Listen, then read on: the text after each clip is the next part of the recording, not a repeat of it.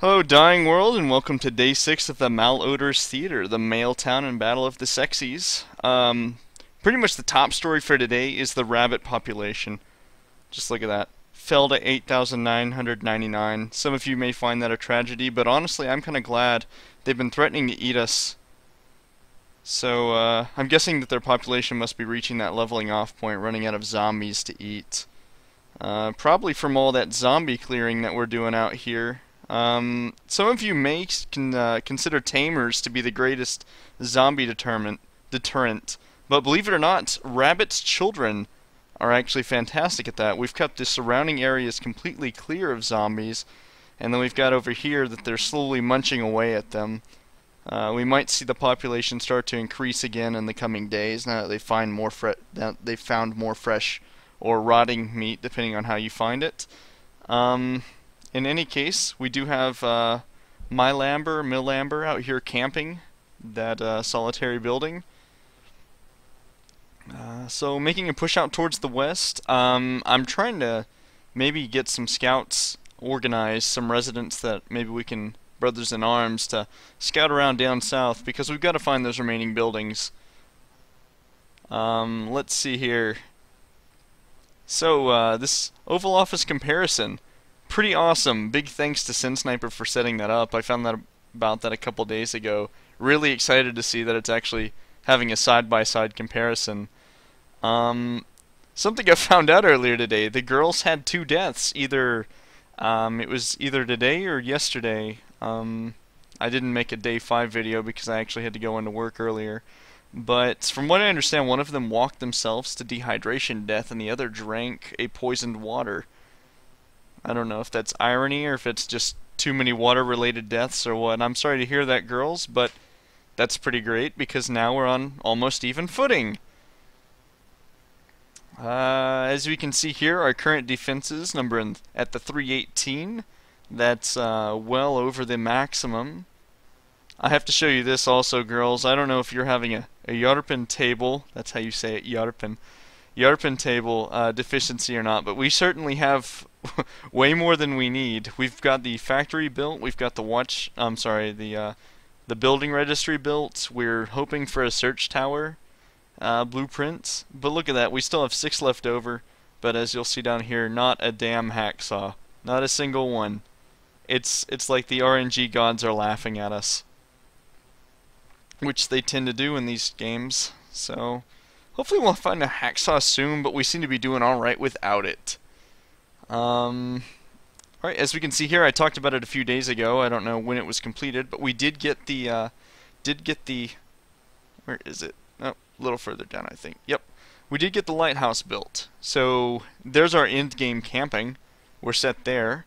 We started work on emergency supplies, just so we can open all that up for when we need it.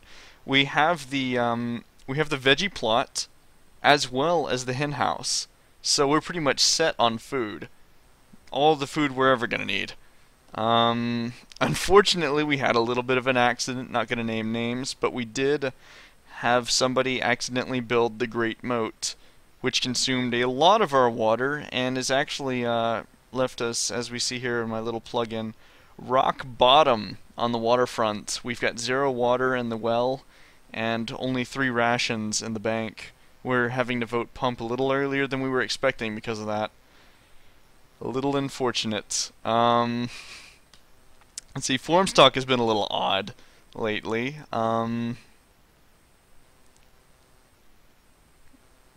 Let's see, we had a lot of manly discussions. First we had a manly discussion on muscle cars or sports cars. That wasn't really discussed in great detail, just a lot of people posting their opinion on which one they like better, but not really providing much evidence as to why. Well, Doc says he's always liked muscle cars because they seem prettier.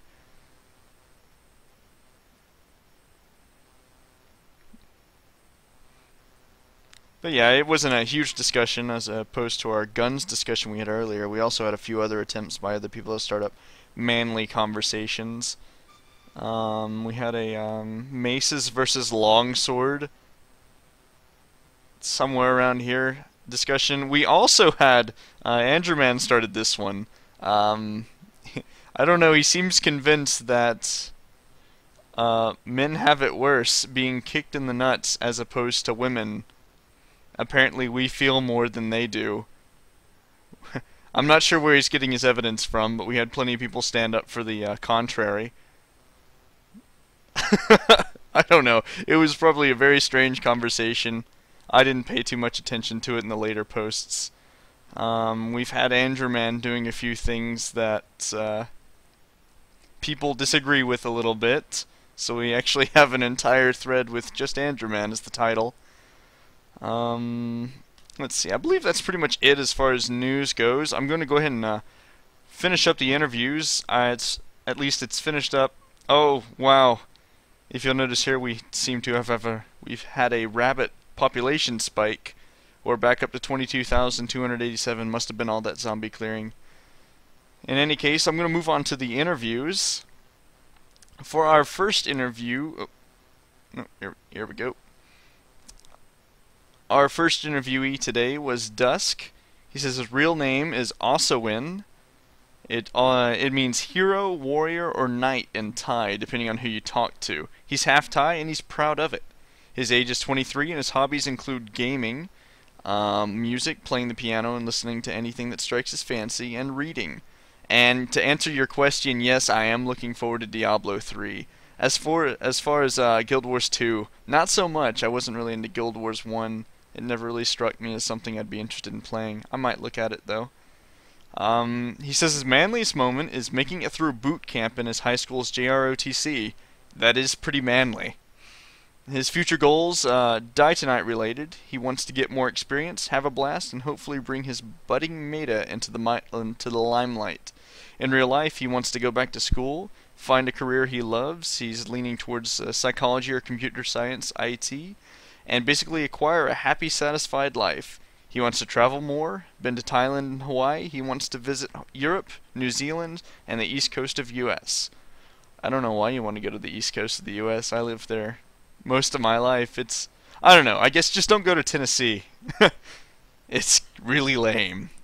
Just kind of out in the middle of nowhere. Nothing really exciting. If you do go to Tennessee, go to Nashville. That's probably the most exciting part. Of course, that's probably like saying a mud puddle is the most exciting part of a swamp. Our next interviewee is Caesar. He says his real life name is Chua or Chua. I'm not sure that's how that's pronounced. He says he's Chinese and that is his family name. He says he's age 19, soon to be 20. His hobbies include computer games, reading, and hugging his teddy bear. Come on, I'm still young, he protests. I'm not going to make fun of you. The girls might though. His manliest moment includes pulling out every organ from a corpse and studying it. Go on. His future goal includes completing his medicine degree and getting into the top-ranking town this season. Huge goals. Let's do it. Let's see. Our next interviewee is somebody that actually was not scheduled to jump with us, but he's actually been very cooperative with this jump and has done an awesome job. Been a very big part of the team. Boba Biba, I think is how it's pronounced. His real name is Ivan. He's age 24.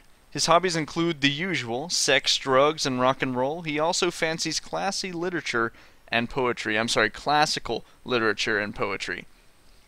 It may as well be classy. His manliest moment would be when he pissed on a police car from roof to bottom. Now that's not something he would ever do again, but that particular policeman was a major dick and a horrible human being, so he deserved it. I actually want to hear more about that story.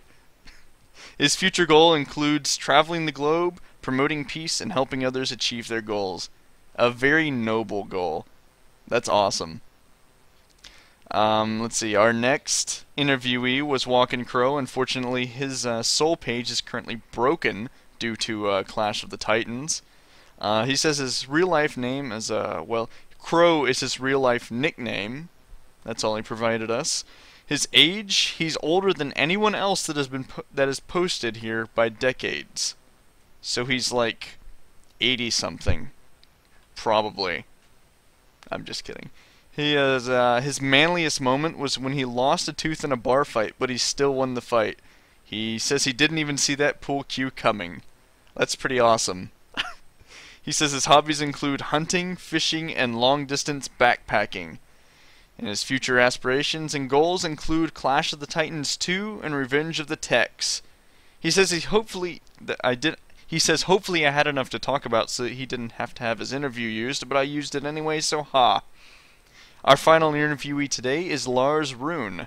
He says his real life name. Oh wait, his soul page is not broken, so we can look at that while I talk.